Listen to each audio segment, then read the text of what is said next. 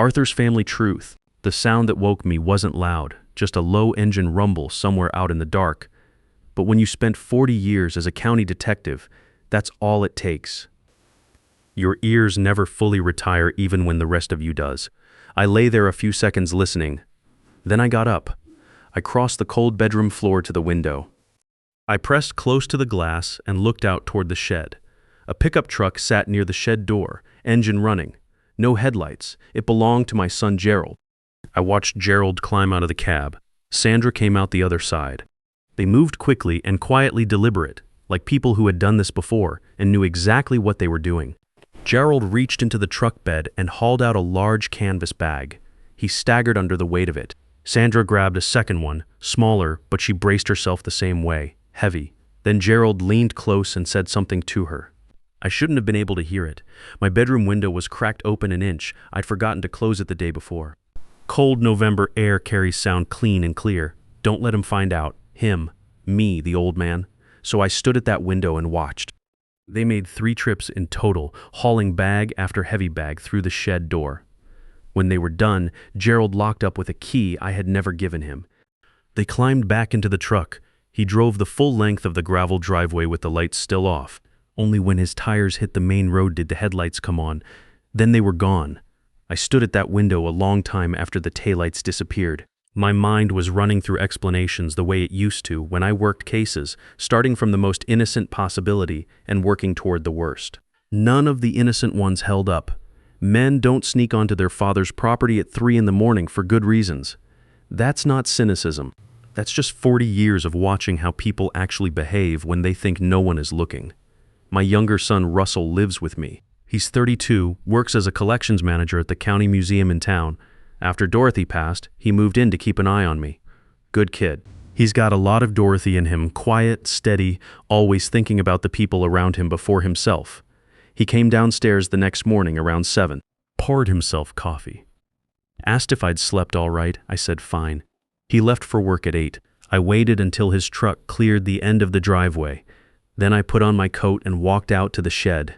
The padlock was different. Gerald had swapped it out at some point without a word to me. New hardware on the same old door. I had a master key on my ring, habit from the old days. I tried it. Clicked right open. I stepped inside and pulled the door shut behind me. It took a moment for my eyes to adjust. The shed smelled the way it always had, sawdust, motor oil, old wood. When I could see clearly, I counted 3 large canvas bags against the back wall and 2 wooden crates I had never laid eyes on before. I crouched down and unzipped the first bag. Everything inside was wrapped tight in cloth. Careful, deliberate wrapping, someone who knew what they were handling. I pulled one package out and peeled back the fabric. A ceremonial pipe, clearly Native American, intricate carvings running the full length of the stem. I unwrapped another. A beaded dress that belonged behind museum glass. Another, a stone tool with a leather handle. In the crates, a painting in a gilded frame. A Remington, I was nearly certain of it, and gold nuggets sealed in a zip case, and what looked like a war club with original beadwork still intact. I stood up slowly. My knees ached. My hands were not steady. I pulled out my phone and took pictures of everything. Then I went back to the house and spent 2 hours cross-referencing against public records and missing inventory reports online.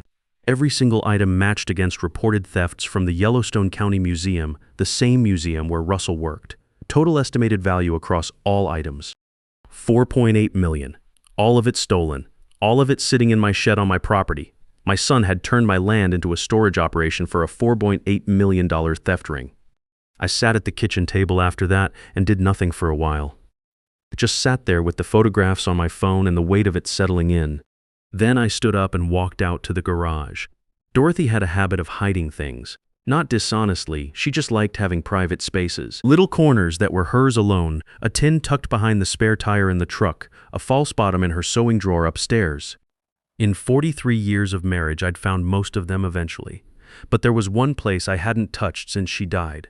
Hadn't been able to make myself go near it. Her old toolbox in the corner of the garage, red metal banged up at every corner, handed down from her father. She loved that battered old thing more than most people love furniture that actually looks good. I opened it that morning and went through every tray. Under the bottom tray, taped flat against the inside of the lid, was a USB drive, small, gray, no label. I brought it inside and plugged it into my laptop, no password. 47 files loaded up, PDF scans of museum inventory records with specific access codes and dates circled in yellow. Spreadsheets tracking exactly which items went missing and when. Email drafts addressed to the State Cultural Affairs Office that Dorothy had written but never sent. And one audio file at the bottom of the folder. Dorothy's voice, recorded on her phone, clearly meant to be forwarded somewhere. She was calm and precise the way she always was when she had made up her mind about something. She described specific dates when Beverly Ashford, the museum director, had personally authorized access to the private storage vault outside of normal operating hours. She named the items that disappeared in the weeks following each access. And then she said, Sandra was present on at least 2 of those occasions. I saw her myself, standing with Beverly in that restricted vault. My daughter-in-law has no legitimate reason to be in that area. I intend to find out exactly what the arrangement is between them and bring everything I have to the proper authorities. Dorothy had been building that case for well over a year. She had connected Beverly Ashford and Sandra. She was close enough to the truth that someone decided she needed to be stopped. And 4 days after she recorded that audio file, she went out for her Sunday morning ride on the East Trail and never came home. I sat at my desk for a long time after the recording ended. The house was completely quiet. I could hear the refrigerator hum in the kitchen. I could hear the wind moving through the cottonwoods outside. I sat there until I was sure of what I was going to do next. Then I picked up the phone. Ernest Caldwell has been my lawyer for 25 years. Gray hair, calm voice, the kind of man who has heard a lot of bad news in his career and learned not to show it on his face. When I told him I needed to see him that same morning, he didn't ask why. He said 10 a.m. I was parked outside his office at 9:30. I sat across from him at his conference table and played the audio file on my laptop. He listened without moving. When it ended, he folded his hands and looked at me for a moment. He said, Arthur, this goes well beyond what I can help you with. You need law enforcement today, not tomorrow, I said. Gerald is my son. He looked at me evenly and said, and Dorothy was your wife. He picked up his desk phone. Within the hour, Detective Gloria Matthews walked through the door. State Police, Specialized Theft and Organized Crime Unit. Mid-40s, dark jacket. No nonsense manner. The kind of person who has seen enough that very little surprises her anymore.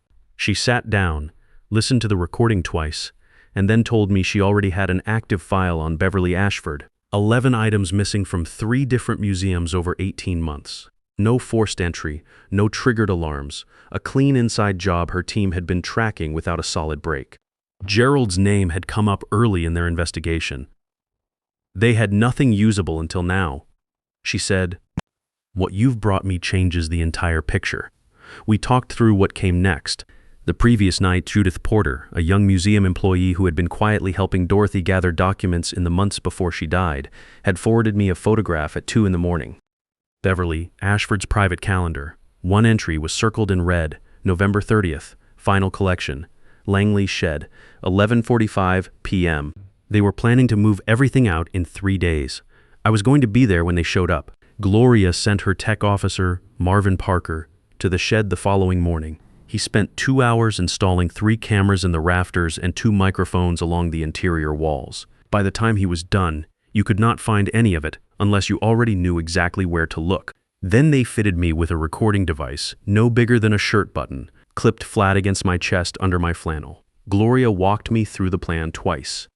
When I said the code phrase, Dorothy deserves to know the truth, her team would move in from the tree line. 30 seconds at the outside. Before she left, she placed a Remington 870 behind a stack of old crates near the south wall of the shed, 3 steps from where I'd be standing, she said. I don't expect you to need it, but you wore a badge for 40 years. You know how fast a room can change. I did know. I had seen it more than once. Gerald stopped by the next evening, the 29th, with a folder of property papers he wanted me to look over. He sat at my kitchen table in a pressed charcoal suit, relaxed, easy smile. He asked how I was holding up, talked about the ranch, mentioned that maybe a smaller place in town would suit me better at my age. He ate the sandwich I put in front of him. He looked me in the eye the entire time without flinching once. I talked about the weather, poured his coffee, did not sign a single page. After he left, I stood at the kitchen window and watched his taillights disappear down the long drive. I had raised that man, taught him how to shake a hand, how to keep his word, how to look a person in the eye when he spoke to them. I stood there thinking about the boy he had been and the man he was now and trying to figure out how one becomes the other. I didn't arrive at an answer. I'm not sure there is one. November 30th. I was inside the shed by 11:15 p.m. The temperature had dropped another 12 degrees since sundown. My breath showed white in the beam of my flashlight. I found the Remington 870 behind the stack of crates near the south wall. Checked the chamber, loaded 5 shells, and set it back within reach. Then I switched off the light and stood in the center of the floor in the dark. I touched the recording device under my shirt, still warm against my skin. Gloria's voice came through the small earpiece. "We hear you, Arthur." 4 officers in position in the tree line. "You are not alone out there." I didn't say anything back. I just stood there in the dark and waited. At 11:38 I heard the first engine. Distant, then growing. Then a second one. 2 vehicles coming up the road together. My heart rate picked up the way it used to before a raid. That old familiar feeling, not quite fear, something closer to focus. Everything sharpens. You stop thinking about anything except the next 60 seconds. Headlights swept across the shed walls through the gap under the door. Both engines cut. Doors opened and closed. I heard 4 voices outside, Gerald's first, then Sandra's, then 2 others I had studied in photographs but never heard in person. Footsteps on frozen ground. The padlock rattled. Then the shed door swung open wide. Gerald came in first, flashlight in hand. Sandra was right behind him. Then a woman in a long dark coat who I recognized immediately from the museum website, Beverly Ashford, the director. Late 50s, composed, the kind of person who is used to being the most important one in any room she walks into. Last through the door was a large man with broad shoulders who moved like someone trained to control space, Clifford Norwood, the museum's head of security. He pulled the door shut behind him with a heavy thud that echoed off the walls. Gerald's flashlight swept the interior and stopped directly on me. "He went completely still, Dad." His voice cracked on the single word. "What are you doing here?" "I live here," I said. "What are you doing here?" Sandra put a hand on Gerald's arm. Her voice was low and flat. "We walk out right now." Gerald didn't move. He was looking at me the way he used to as a kid when he'd broken something and was trying to calculate exactly how much I already knew before he decided what to say. That look hadn't changed in 38 years. Beverly stepped forward, professional smile in place, smooth voice. "Mr. Langley, this is simply a temporary storage arrangement. Museum inventory in transit. There's nothing unusual here." I looked past her straight at Gerald. Temporary storage worth $4.8 million. Moved in the dark at 3 in the morning with the headlights off. Nobody spoke. Clifford's hand moved slowly toward his jacket. I saw the holster outline under the fabric, and I tracked his hand without moving my eyes from Gerald's face. I reached into my coat pocket and pulled out my phone. I pressed play. Dorothy's voice came out of that small speaker and filled the entire shed. Clear and steady, exactly the way she always sounded when she had made up her mind. She named Beverly. She named Sandra. She described the vault, the dates, the items. Every word landed in that cold, dark space like something solid. When the recording stopped, the silence that followed was heavy. Beverly had gone rigid. Sandra's jaw tightened, but she didn't speak. Gerald's face had gone pale in the flashlight glow, the color draining out of it the way it does when a person finally runs out of room to maneuver. Clifford pulled the Glock from his holster and pointed it at my chest. Steady hand. No hesitation. "Give me that phone right now." Gerald moved faster than I expected. He stepped directly between Clifford and me and pushed the gun hand down. "Put it away." "That is my father standing there. He has everything on all of us." I said, "Put it down, Clifford." There was a long moment where it could have gone either way. Then Sandra spoke from behind them, her voice completely level, like she was discussing something administrative. "Your mother found out what we were doing. She wasn't going to let it go, and she wasn't going to be reasoned with, so we handled it. This is exactly the same situation." I looked at Clifford. "Tell me what happened on May 14th, on the East Trail." Clifford glanced at Sandra, then at Beverly. Neither of them said a word. He looked back at me. "Sandra told me Dorothy was going to the state police within the week. Beverly said to make the problem go away cleanly. I followed Dorothy out to the trail that Sunday morning, fired a starter pistol close to the horse. The animal reared and threw her. She hit her head on a rock." He said it the way a man reads from an incident report. Flat, sequential, no weight to any of it. Behind me, I heard Gerald make a sound I had no name for. I stood straight and spoke clearly so every syllable carried through the recording device against my chest. Dorothy deserves to know the truth. For 1 second, nothing happened, then the shed doors blew open. 5 flashlight beams hit the room at once, blinding white, turning the dark into noon. Gloria Matthews' voice came in hard and loud. Montana State Police, weapon on the ground, hands visible. Everybody down, do it now. 4 officers flooded in behind her. Clifford's gun hit the concrete. Sandra spun toward the back wall and ran. An officer was already posted at that door and had her against the wall in 3 seconds, wrists behind her back. Beverly stood frozen, hands rising slowly, already saying the word attorney on repeat.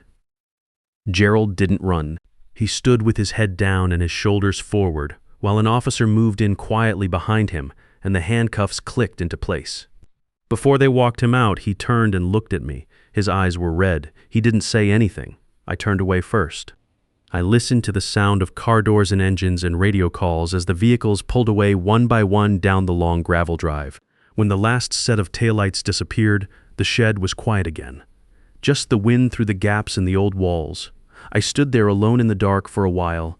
Then I walked back to the house. I didn't sleep that night. I sat in the kitchen with the lights on until the sky outside the window went from black to gray to the pale cold blue of a Montana winter morning. Russell came downstairs at 7, saw my face, and sat down across from me without a word. I told him everything. He listened without interrupting. When I finished, he put both hands flat on the table and stared at them for a long time. Then he said she knew. Mom knew what was happening, and she was trying to stop it. Yes, I said. He nodded slowly. That was all either of us said about it for a while. 3 weeks later, I sat in a Billings courtroom in the same dark suit I had worn to Dorothy's funeral. The wood paneling, the state seal on the wall, the low hum of the ventilation system, it all had that particular stillness that courtrooms get when something final is about to happen. Gloria Matthews had called me the evening before with the breakdown. Sandra, life without parole. Clifford Norwood, life without parole. Beverly Ashford, 15 years on conspiracy and grand theft charges. And Gerald, who had agreed to testify fully against the others in exchange for a plea, second-degree murder, grand theft, conspiracy, 25 years to life. Eligible for parole consideration in 2050, when he would be 63 years old. A guard brought Gerald in through the side door. Orange jumpsuit, wrists cuffed. He was thinner than he had been 3 weeks ago, and he moved differently. That confidence he always carried, that forward lean like he was always about to close a deal, was completely gone. He looked his age for the first time in his life, maybe older. His eyes found me in the front row. I looked back at him. I didn't look away. The judge read the charges. Gerald entered his plea in a voice that was steady but quiet. Guilty, guilty, guilty. Each word sitting in the room after it was said. Then the judge asked for victim impact statements. Russell went first. He walked to the podium and spoke plainly about his mother, who she was, what she had meant to him, what it had cost this family to lose her the way we did. He didn't raise his voice. He didn't need to. He sat back down beside me and I put my hand on his shoulder. Then it was my turn. I had written something down. 2 pages, front and back, working on it for 3 nights. When I got to the podium, I looked at the paper, and then I looked at Gerald, and I folded the paper and set it face down on the ledge in front of me. I said what I actually wanted to say instead. I told the court that Dorothy Langley was not just a victim in a theft case. She was a woman who had spent her entire adult life caring about things that mattered. Her family, her work, the history she helped preserve. She had discovered that the people closest to her were betraying everything she believed in. And instead of looking away, she had documented it carefully and methodically for well over a year because that was the kind of person she was. She was not going to let it go. That was not in her nature. I told them that her instinct to do the right thing was what got her killed, and that the least any of us could do was make sure the truth she was chasing did not die with her. I looked at Gerald one more time before I stepped down. He was crying. I had not seen him cry since he was a boy. I turned and walked back to my seat. The gavel came down. 25 years to life. A week after the sentencing, a social worker named Carolyn Fields called. Shirley and Glenn were in temporary foster care in Billings.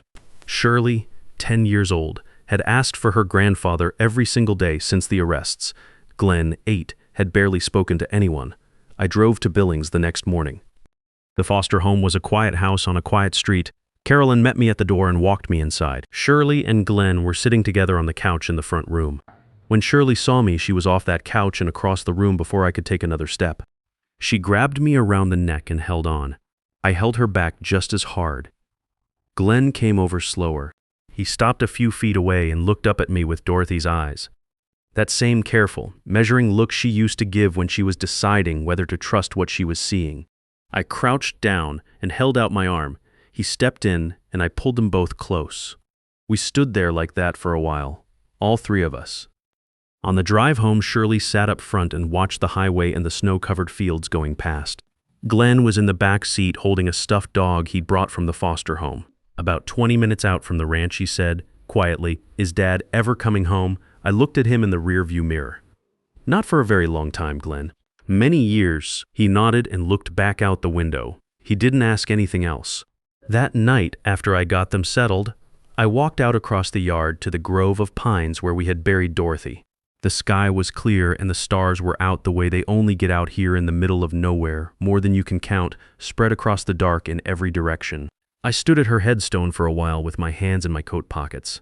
I told her the kids were home. I told her Russell was good.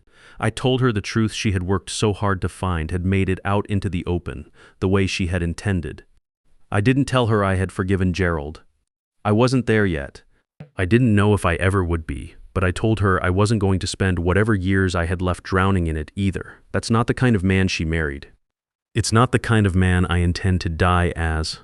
I walked back to the house. The lights were on inside. Through the kitchen window, I could see Russell at the stove and Shirley sitting at the table with a book and Glenn drawing something on a piece of paper with a red pencil. I stood outside in the cold for a moment and just looked at that. Then I opened the door and went in. You can love someone your whole life, watch them destroy everything that love was built on, and still choose to keep walking forward not for them, but because the people who never betrayed you deserve a man who hasn't given up.